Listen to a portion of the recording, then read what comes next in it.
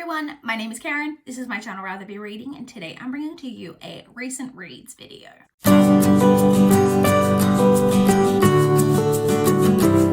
So it has been a little while since I filmed a recent reads video, but I am still on a quest to get you guys updated on everything I've been reading.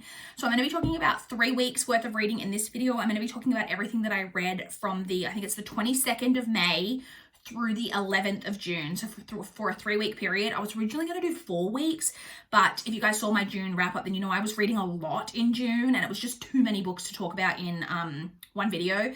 So I'm just doing the 22nd of May through the 11th of June in this video, which I did read a total of 16 books in that 3-week period. So let's jump straight in and talk about all of those books. So the first book that I read was The Good Neighbour by R.J. Parker. This is a book that I received in exchange for an honest review from NetGalley. It is already out and published if you're interested in picking up a copy. This one is a thriller. It's about a woman who has an accident with her car and she walks to like the nearest property and knocks on the door and gets help from a man who's there who like helps her. She has quite a connection with this man. Something kind of goes on and then she leaves, and then the next day she comes back to like thank him again, and when she knocks on the door, the police are there and the owner of the home has been murdered. She then discovers that it's not the man who was there, that someone else owned the home, and that the man who was there must have been the killer, and then it kind of ends up following that story. I originally was so, if you guys, I've talked about this book a few times, like when I originally got it from NetGalley, had on TBR, etc. Was really excited to get to this because that premise sounded excellent. I was really disappointed in this. This one book has the trope of a main character not telling the police things that just make zero sense. Like there's stuff happening that she just like won't report to the police, and it made no sense to me why she wouldn't talk to the police. Also, the villain motives were incredibly like weak. It just was very underdeveloped. The ending lacked any kind of punch. The characters were underdeveloped. It just overall just didn't work for me. In the end, I ended up giving it 2.75 stars. I then listened on audio to Harry Potter and the Order of the Phoenix by J.K. Rowling. This is a reread. Obviously, I'm rereading the series for the first time ever on audio. It's narrated by Stephen Fry. I love Harry Potter. Don't love J.K. Rowling, but I love Harry Potter. And so I've been listening to these through my library. And I listened to that one, gave it 5 stars, obviously. And there's that. So that was the last book that I inserted. I finished a notebook, so I'll just show you guys. I finished my Toy Story covered themed notebook, and I started a brand new like reading notebook, which is this one with this little creature on here. I believe that this may be a creature maybe from some kind of like anime cartoon or something. I don't know though. I just had very limited choices, and so I ended up picking this one with this cute little guy. So that's my new notebook that I'm using in case you were interested. The next one that I read, I also listened to on audio, and that was Tilly and the Lost Fairy Tales by Anna James. This is the second book in the Pages & Co series, which follows a little girl named Tilly who discovers that she can book wander, which means that she can enter into books and like wander through the books and like meet and interact with the characters and the story. And there's something kind of going on in the world of Book Wanderers that this series kind of follows. Really enjoyed this. I love the world. I love the characters. It's so fun. It's narrated on audio by Aisha Carla. Really enjoyed it. I ended up giving it 4 stars. I then read a Babysitter's Club, The Mystery at Claudia's House by Anne M. Martin. This is one of the books in the mystery series. This one is just okay. Once again, I've kind of mentioned that previously, that this mystery series doesn't really follow like kind of crime mysteries. They're like different type of mysteries. Like this one follows Claudia's older sister Janine is if you have read the series, then you know Janine is like the older sister who's like a genius, and she's very nerdy and very prim and proper and very rule following, all of that. And in this book she starts to get in trouble. She starts to dress a little differently, wear a little bit of makeup, starts to be out past when she's supposed to, all that type of thing. And it's about the mystery kind of what's going on with Janine. What's going on with Janine is so incredibly obvious to, I don't know if it was as obvious to me as a kid, but as an adult, it's incredibly obvious what's going on. I liked the decision that was made at the end about a character not changing themselves and just being comfortable with who they are, which I really, really liked. In the end, I just gave this one, though, 3 stars. I then read Domina by L.S. Hilton. This is the sequel to Maestra, the second book in the trilogy. If you recall, I read Maestra recently before this and didn't love it, but I own the entire trilogy, and so I just decided to plow through and just like read the whole thing. It follows a woman who basically is involved in the art world. There's a lot of murder, a lot of sex. I mentioned in the last book that the C-bomb was used in the last book on like page 2. I believe in this one it is not used until page 6, but it is used in combination with the word gaping, which is just fucking unnecessary, like so unnecessary. A lot of gratuitous violence, a lot of gratuitous sex, just like in there, just almost like because the author like thinks you're going to be like shocked by it as a reader, but it's just like not. It's also really poorly paced. There is parts of this story that are incredibly slow, and then parts where like so much is happening, and it's just really poor. Honestly, in my opinion, I gave this 2 stars. I then read The Dragon Keeper by Robin Hobb. This is the first book in the Rainwild Chronicles, which is the 4th book in her overall Realm of the Elderlings series. So this one took me a while to get into. I'm not gonna lie, this is an unpopular opinion. I am not that interested in dragons. Like, dragons is just like not really my thing, and as you can probably tell by the title of this series deals with dragons.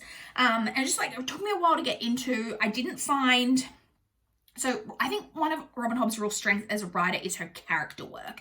And for me in this one, the characters were just not as engaging as her previous characters have been in some of her previous series. I am interested to see where it goes, where the series goes. And I will say that these books in this series are a lot shorter than books in her previous series, so I did like that. This one's, I listened to it on audio. I don't know if I said that. It's narrated by Saskia Butler, but definitely probably the weakest of her series for me personally, and I ended up giving it 3.25 stars. Well, I haven't read the whole series, but the weakest of what I've read of hers so far. Next, I read The Hollow by Agatha Christie. This is the next book that I had to read in her Hercule Poirot series. This one was one of my least favorite of hers that I've read so far. This one just lacked a lot of pizzazz for me, kind of in the mystery, like in the way that a lot of her previous books had. It just felt, I don't know what it was, I can't put my finger on it, but it just felt kind of lackluster. And I will say, Hercule Poirot is barely even in this book. He's very much like a side element to kind of the mystery going on. I didn't love that. In the end, I gave that one just a 3-star. I then read Ultima by L.S. Hilton. This is the 3rd and final book in the trilogy.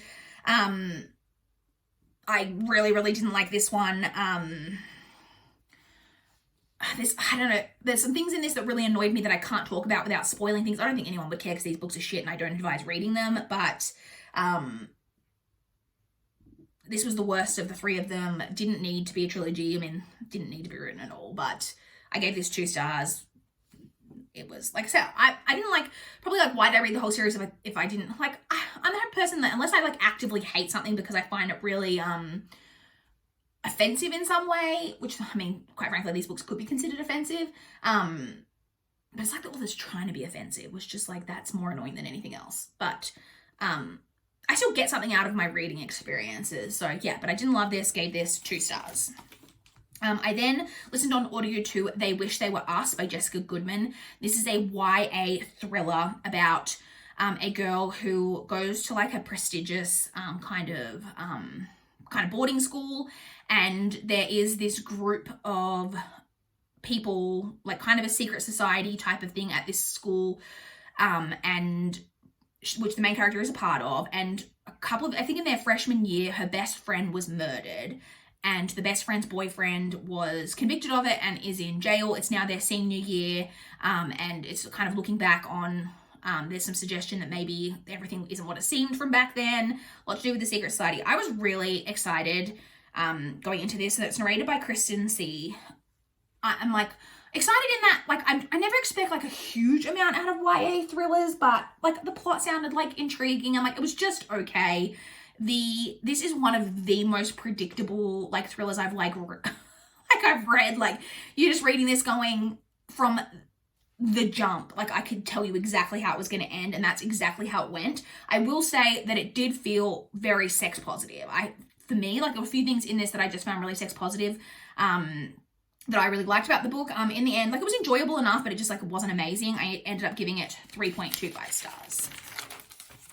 I then listened on audio to In the Dream House by Carmen Maria Machado. This is narrated by the author herself, and this is a non-fiction like memoir of a portion of Carmen Maria Machado's life dealing with a abusive female-female relationship that she was in, and really looking at that relationship kind of in depth, and the early stages of the relationship as it became more kind of abusive physically, but more like emotionally and mentally, and just really looking at it in a really raw way. This book is also told in a really interesting way in that each chapter is written in a different style, in kind of a different genre almost. So you'll get a chapter that's kind of told as like a rom-com, and then you'll get a chapter that's written as a like noir, and then you'll get a chapter that's written as a fantasy novel, and then like, it sounds like it shouldn't work, but it really did work. And this, like I said, it's also told in a way that's and the different styles that it goes through, it kind of changes into second person, and it really worked for me. Like I said, this story is also, like I said, just, it is raw. Like, I felt like I knew Carmen Maria Machado and her partner, like who they were as people and who they were as people in this relationship through this story. It was very, like I said, just, I don't know a better way to describe it besides raw. I also thought it was a very good depiction of, obviously this is her depiction of her relationship, but of a different type of abusive relationship. I think we often fall into the trap of seeing abusive relationships in one particular light, that it's always, you know, a heterosexual couple and it's always the male who is abusive, that females in relationships are not capable of being like the aggressor, and it's just not the case, and that there's less abuse in same-sex relationships, and it just sort of really looks at a different type of relationship. I thought that was really important. I thought this book was amazing, and I gave it 4.5 stars. I then read Cruel Beauty by Rosamund Hodge. This is a Beauty and the Beast retelling, kind of. It's about a girl who, well, it's a Beauty and the Beast retelling. She's basically sold off kind of by her father to this beastly demon in order to fulfill a like promise that he's made, that he will give one of his like daughters, because she's a twin, one of the daughters to this like beastly creature, but she has always planned that like she wants to overthrow him and kind of hopefully kill him, all of this type of thing. I struggled with this. The world building is so incredibly underdeveloped that it made me just struggle through the whole rest of the book, because I didn't understand exactly what she was trying to achieve, if that makes sense, and the way that, because there's like a magic and stuff going on, and it was just so incredibly underdeveloped. There's also, this book is insta love, like real insta lovey. I actually think that with more time taken with this book, if it was really like taken, and the ideas and even the characters, if they were just like expanded on it, everything, mainly the world, was like really expanded on, that this could have been a good story, but unfortunately it just really didn't work for me, and in the end I gave it 2.75 stars. I then listened on audio to Charlie and the Chocolate Factory by Roald Dahl. This is narrated by Douglas Hodge. This was a reread for me. I read Charlie and the Chocolate Factory back when I was a kid, and I hadn't read it in a really long time, and it actually fulfills one of the prompts for the Around the Year in 52 Books reading challenge, and so I thought I would give it a reread and listen to it on audio. It was really fun, I will say. So I gave this a 3.75 stars. I knocked it down a little bit because the book is incredibly fat-shamey. Every character who is overweight is like disgusting in some way, and it's like a lot of like gratuitous like explaining of like fat characters, like descriptions of fat characters, and that I just didn't love. But apart from that, it was a lot of fun, really enjoyed it. Like I said, gave that 3.75 stars. I then read another one of my NetGalley arcs. This is The Last House on Needless Street by Catriona Ward. So like I said, I did receive a copy in exchange for an honest review. It is already out and published. This is so hard to describe what it's about. It's about maybe a serial killer, a little girl going missing, a house, a man, a little girl, a cat. It's about all of those things. And those things are all linked in kind of in some in different ways, but then not everything is what it seems to be. That's all I can really say. When I first started this book, so you have to push through with this book. The beginning like portions of the book are strange and you don't understand what's happening.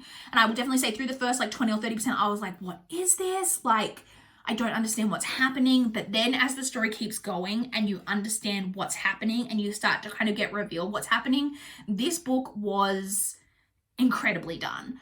And it's really different to a lot of stuff that I've read. It's very, like, it's weird, it's dark. It's, I don't even know how to describe it. I did guess some of the things that were going on in the story, but then not everything, and like not even some of the things that I guess I couldn't figure out like the way in which it was happening. It was really different, and I honestly really enjoyed it. And I hope that this book gets a lot more hype and buzz out there because it's just really different to a lot of like thrillers and horror. It's more like horror kind of thriller than what I have read in recent times, and I think more people should pick it up, and I ended up giving it 4 stars. I then read Two Kinds of Truth by Michael Connelly. This is the next book in the Harry Bosch series. Harry Bosch is an LAPD police detective, and this is like crime fiction series. This one was probably one of my least favorites of the series that I've read. I just didn't like, there were two kind of storylines going on in this, and there was one that I liked a lot more than the other, but the one I didn't like so much is kind of the main storyline that's going on. And it was just okay. Like, it was fine, but it wasn't my favorite. I ended up giving it 3.25 stars. Next, I listened on audio to Girl, Woman, Other by Bernadine Evaristo. This is narrated on audio by Anna Maria Nibiri.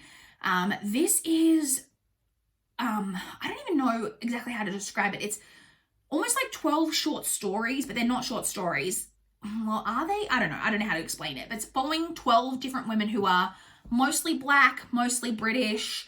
I think is it all women? I think it's mostly women, or at least, is there a man in there?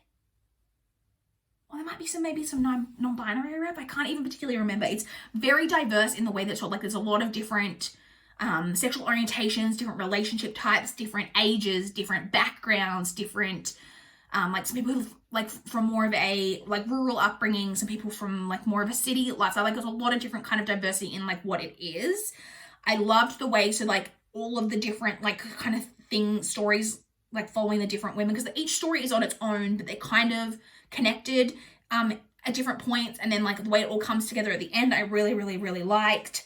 I will say though, I originally was going to give this a higher rating, but I'm surprised because people love this book, and I'm not taking anything away from it, but it didn't stick with me the way that I thought it was going to.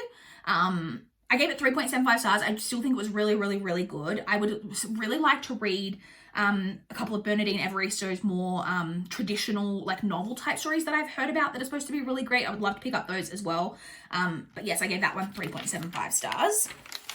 And then the final book that I read during this period was Tilly and the Map of Stories by Anna James. So this is the 3rd book in the Pages & Co series.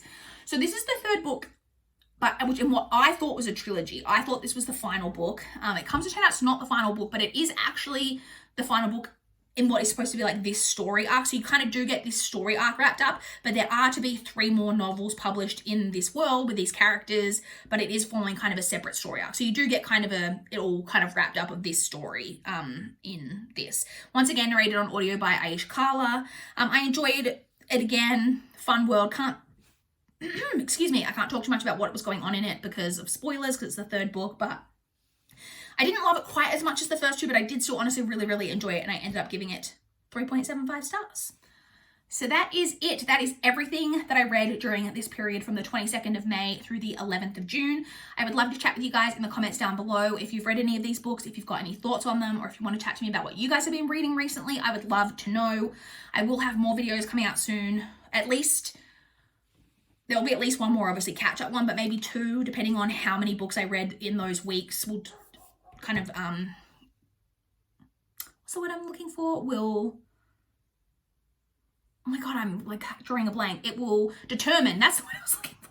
It will determine like how long a periods I do those videos for, because if you saw my June wrap up, I read a lot in June, and I don't want these videos, like this one's already 20 minutes, so I don't want them to be like super, super long. So I will have many more recent reads videos coming up, including still have my 5-star read that I read this year to be spoken about in an upcoming one of these, so stay tuned for that. But I would love to chat with you guys in the comments down below. Please like this video if you liked it. Please subscribe if you want to see more from my channel. That is all I have for this video today.